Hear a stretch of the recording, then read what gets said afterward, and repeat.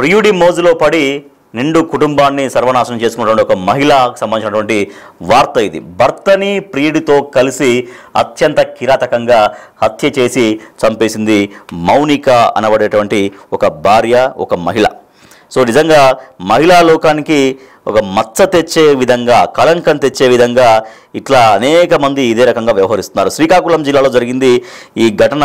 ప్రియుడితో కలిసి భర్తను తన ఇంట్లోనే భార్య చంపేసింది. మనం చూస్తున్నాం ఎంత చక్కగా ఉంది చూడండి కుటుంబం.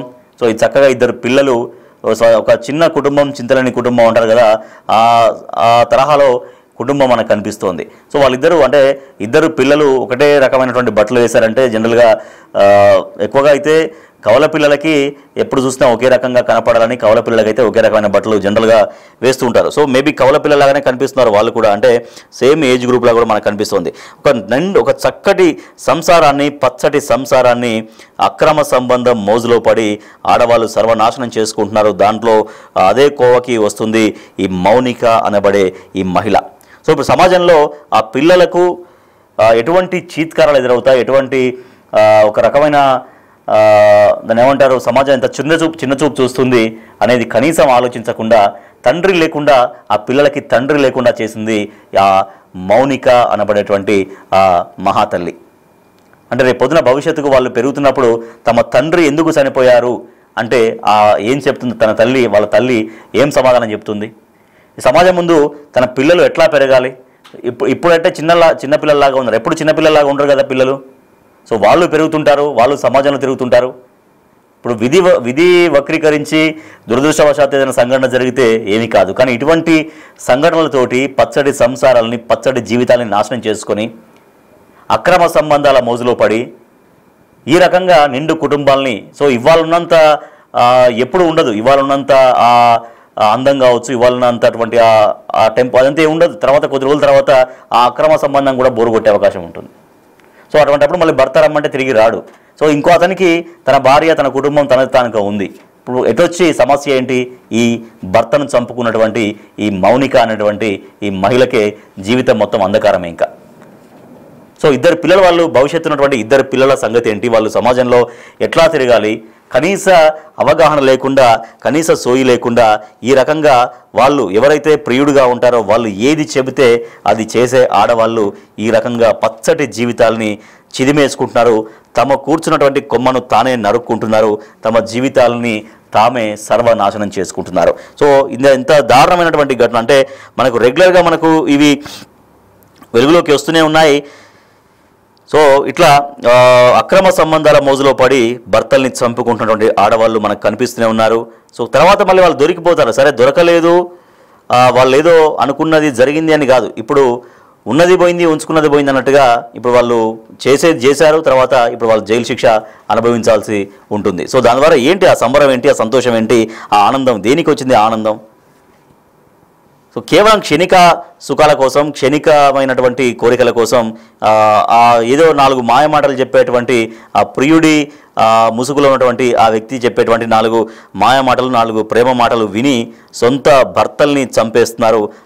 చంపిన తర్వాత రియలైజ్ అయినా కూడా వృధా. ఎందుకంటే అప్పటికే అతను చనిపోయి ఉంటాడు కాబట్టి ఎంత ఏడ్చినా, ఎంత గగ్గోలు పెట్టినా మళ్ళీ తిరిగి రాడు, ఆ పిల్లలకి తండ్రి దొరకడు.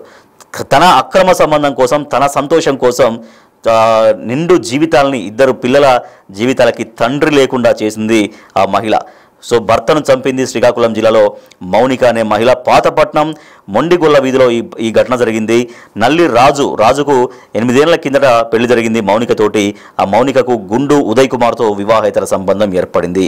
ఉదయ్ కుమార్కి అప్పటికే పెళ్ళయింది, తనకు కుటుంబం కూడా ఉంది. అయితే ఈ విషయం తెలిసి రాజు పలుమార్లు వార్నింగ్ ఇచ్చాడు, పద్ధతి మార్చుకోవాలని మౌనికని హెచ్చరించాడు. అయినా కూడా వినకపోగా అసలు చెప్పడం ఎందుకు, ఆయనతో మాట్లాడడం ఎందుకు, అసలు మనమే అతన్ని లేకుండా చేసేస్తే మనకు అడ్డం ఉండదు అని మౌనిక అండ్ ఉదయ్ ఇద్దరు భావించి ఎలాగైనా సరే తనను చంపేయాలనేది ప్లాన్ చేసుకున్నారు. సో అన్నంలో నిద్ర మాత్రలు కలిపి పెట్టింది మౌనిక. ఒకరోజు 4 మాత్రలు కలిపి పెడితే తిన్నాడు. భార్య పెట్టింది కాబట్టి చాలా ప్రేమగా, చాలా నమ్మకంగా తిన్నాడు. కానీ వాళ్ళు అనుకున్నట్టుగా ఆయన అపస్మారక స్థితిలోకి వెళ్ళలేదు. అంటే 4 నిద్ర మాత్రలే మింగాడు కాబట్టి పెద్దగా డోసు సరిపోనట్టుంది. సో ఆయన ఎక్కువగా వాళ్ళు అనుకున్న ప్లాన్ వర్కౌట్ కాలేదు. సో మళ్ళీ డిస్కస్ చేసుకొని ఉంటారు, ఏమైంది మరి మాత్రలు పెట్టేసావా అంటే పెట్టేశాను, కాకపోతే ఎక్కువగా తను మత్తులోకి వెళ్ళలేదు అంటే లేదు, మళ్ళీ ఈసారి డోసు మళ్ళీ పెంచాలి, మళ్ళీ ఎక్కువ నిద్ర మాత్రలు కలిపి ఇస్తే ఈసారి కంపల్సరీ అపస్మారక స్థితిలోకి వెళ్తారని ఇది ప్రియుడు ఉదయ్ చెప్పి ఉంటాడు. సో దాంతో మళ్ళీ నెక్స్ట్ డే మళ్ళీ ప్లాన్ ఏం చేసింది ఆమె, మళ్ళీ 6, 8, 10 ఇక ఎన్నైతే కలిపి పెట్టేసింది. సో దీంతో భర్త పూర్తిగా స్పృహ కోల్పోయాడు, అపస్మారక స్థితిలోకి వెళ్ళిపోయిన తర్వాత అప్పుడు ఎస్ మన ప్లాన్ వర్కౌట్ అయింది, తాను పూర్తిగా అపస్మారక స్థితిలోకి వెళ్ళాడు అని ఆ ఉదయ్కి ఎవరైతే ప్రియుడు ఉన్నాడో ఆ ఉదయ్కి చెప్తే ఆ ఉదయ్ తన స్నేహితుడు, తన రిలేటివ్ మల్లికార్జున అనేటువంటి వ్యక్తి, తన ఫ్రెండో తన రిలేటివో బావమరిది అంటున్నారు. సో ఇద్దరు కలిసి వచ్చారు. వస్తున్నప్పుడు ఏంటంటే తెలివిగా ఆ దారమ్మడి కొన్ని స్ట్రీట్ లైట్స్ ఉంటాయి కదా, ఆ లైట్స్ ఏవి అన్నీ చాలా వెలిగి ఉంటాయి, కొంతవరకు కరెంటు తీసేసి ఆ లైన్స్ కరెంటు పోయే విధంగా చేసేది ఫ్యూజ్ తీసేసి అక్కడ మొత్తం చీకటి ఇచ్చి ఆ చీకటి అయిన తర్వాత చీకట్లో వచ్చి ఆ భర్త ఆల్రెడీ అపస్మారక స్థితిలో ఉన్నాడు. ఆ ఉదయ్ అనేటువంటి ప్రియుడు తర్వాత ఉదయ్తో కలిసి వచ్చినటువంటి ఫ్రెండా బావమరిదా whatever it maybe. So ఇద్దరు కలిసి ఏం చేశారు, అపస్మారక స్థితిలో ఉన్నటువంటి ఆ రాజు అనే మొహం అతని పైన దిండు పెట్టి గట్టిగా ఊపిరాడకుండా చేసి చంపేశారు. చంపేసిన తర్వాత మళ్ళీ ఏం చేశారు, తప్పించుకునే ప్లాన్ చేశారు.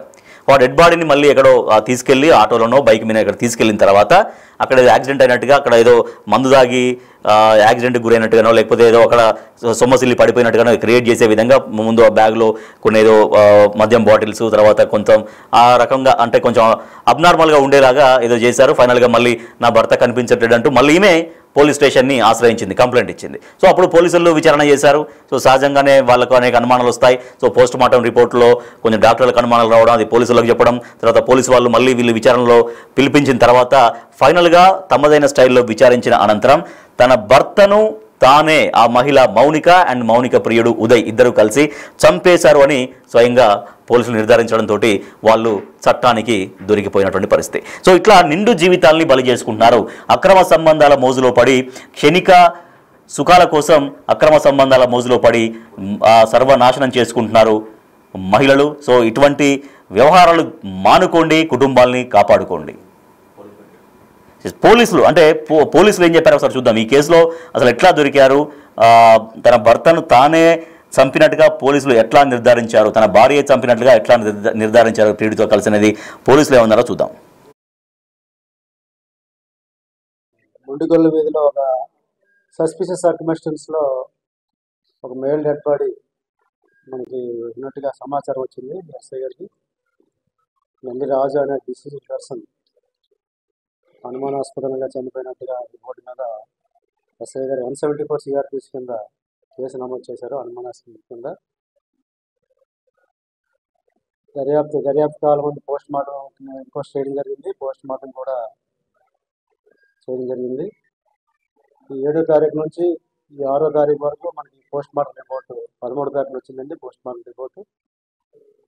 మార్టం రిపోర్ట్లో ఇది ఈ మృతుడి అనుమానాస్పద మృతి నుంచి మర్డర్గా మనం నిర్ధారణ అయింది. డిసిజన్ని తెలగడ పెట్టి ఎముక రాకుండా చేసి ఆ మరణం సంబంధించినట్టుగా చేయడం ఆలోచించినటువంటి ఫైండింగ్స్ వల్ల మృతుడు చనిపోయినట్టుగా మనకి పోస్ట్ మార్టం రిపోర్ట్ ఆధారంగా తేదీ 13/8/2025 మనం మర్డర్ కేసు కింద ఆర్డర్ చేసాం. ఈ మృతుడు నల్లి రాజు పడుకున్నాడు. నిద్ర మాత్రలు కూడా అన్నంలో పెట్టి ఆయన డీప్గా పడుకునేటట్టుగా ప్లాన్ చేసి ఆ డీప్ స్లీప్లో ఉంటుండగానే ఆయన్ని బలవన్మరణానికి పాల్పడ్డారు. ఈ ముగ్గురు కూడా ప్లాన్ చేసి ఇది వేరే విధంగా జరిగింది, ఇది యాక్సిడెంట్లుగా జరిగిందని చెప్పేసి మన మొండిగొల్లు వీధిలో బాడీని త్రో చేయడం జరిగింది. ఈ విధంగా అరెస్ట్ చేశారు. ఇప్పుడు కోర్టులో ప్రవేశపెడతాము, ఇలా రిమాండ్ పెడతాం. దర్యాప్తు కూడా ప్రాపర్గా కంప్లీట్ చేసి ఈ ఎవిడెన్స్ కూడా ప్రాపర్గా ఎస్టాబ్లిష్ చేసి ఈ కన్విక్షన్ వచ్చేటట్టుగా ఈ కేసును కూడా పరీక్షిస్తామని చెప్తున్నాను. ఈ కేసులో మన రామారావు సిఐ గారు, లావణ్య ఎస్ఐ గారు మరియు సిబ్బంది అందరూ కూడా చాలా కష్టపడి పనిచేశారు. క్రూస్ టీం వచ్చింది ఈ సీన్ ఆఫ్ అఫెన్స్కి, క్రూస్ టీము వెరిఫై చేసింది. తర్వాత ఫోరెన్సిక్ డాక్టర్స్ కూడా ఇందులో తమ వంతు హెల్ప్ చేశారు ఈ కేసులో.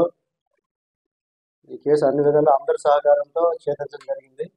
ఎస్ఐ గారు దర్యాప్తు తర్వాత ఇప్పుడు సిఐ గారు మర్డర్ కేసు కాబట్టి సిఐ గారు దర్యాప్తు చేసి ఈ దర్యాప్తులో ఆయన ఇంకా గోపిలా అంటే దీని వెనకాల ఈ నల్లిరాజు వైఫ్ మౌనిక, అలాగే ఆ మౌనికను అక్రమ సంబంధం ఉన్నటువంటి ఉదయ్ కుమార్, అలాగే ఉదయ్ కుమార్ తన తలగా స్నేహితుడైనటువంటి మల్లికార్జున్ ముగ్గురు కూడా ప్లాన్ వేసి వీరు ఉన్నటువంటి అక్రమ సంబంధాన్ని పురస్కరించుకొని ఆ సంబంధం వీరు క్వశ్చన్ చేయడం వల్ల, ఈ డిసీజ్ క్వశ్చన్ చేయడం వల్ల డిసీజ్ని ఎలాగైనా అడ్డు తొలగించుకుందామనే భావంతో ఈ మృతుడిని ఏ విధంగా చంపేద్దామని చెప్పేసి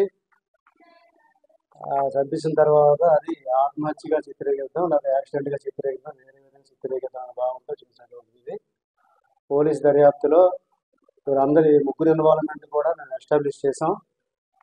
ప్రాపర్గా ఎవిడెన్స్ కూడా మేము దర్యాప్తు కాలం ముందు ఏ విధంగా మనం ఎవిడెన్స్ ప్లేస్ చేయాలనేది ప్లేస్ చేస్తాం. వీళ్ళు నిన్నను సాయంత్రం అరెస్ట్ చేయడం జరిగింది. అందుకు మరోసారి ఈ సిబ్బందికి పాతపట్నం సిఐ గారు వారి సిబ్బందికి ప్రత్యేక ధన్యవాదాలు తెలుపుకుంటూ ఎస్పీ గారి ద్వారా సరైనటువంటి రివార్డు వచ్చే విధంగా కూడా మేము ప్రయత్నం చేస్తాం. ఈ కేసుని అతి త్వరలో దర్యాప్తు పూర్తి చేసి ఛార్జ్ షీట్ కూడా ఏమైనా ఇన్స్ట్రక్షన్స్ ఇచ్చి ప్రాపర్గా ప్లేస్ చేసి కన్విక్షన్ చేసే కూడా మేము try to get the conviction తీసుకేసాం సార్. ఇందులో ఏంటంటే మర్డర్ ఈ నల్లిరాజు వైఫ్ లావణ్య మౌనిక ఉన్నటువంటి ఈ ఎక్స్ట్రా మ్యాటర్ రిలేషన్షిప్